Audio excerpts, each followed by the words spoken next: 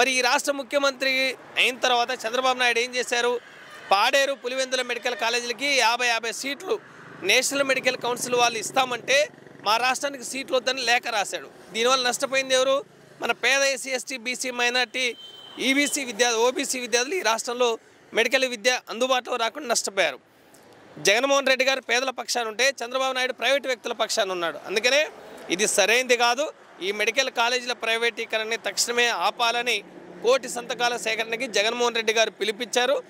ఈ పిలుపు అందుకొని రాష్ట్రంలో ఉన్న ప్రజానీకము, విద్యార్థులు, యువత, పబ్లిక్ విస్తృతంగా చాలా ఆదరణతోటి సంతకాలు చేశారు. ఈ ప్రభుత్వ విధానాన్ని నిరసిస్తూ ఉన్నారు. ఈ నెల 16వ తారీఖున సేకరించిన ఈ కోటి సంతకాల సేకరణని తీసుకుని వెళ్ళి గవర్నర్ గారికి జగన్మోహన్ రెడ్డి గారు కలిసి వినతిపత్రం అందజేస్తారు. అప్పటికీ ప్రభుత్వం దిగి రాకపోతే ఈ రాష్ట్రంలో ఒక ప్రతిఘటనాత్మకమైన పెద్ద ఎత్తున ప్రజా ఉద్యమాన్ని జగన్మోహన్ రెడ్డి గారి ఆధ్వర్యంలో జరుగుతుంది.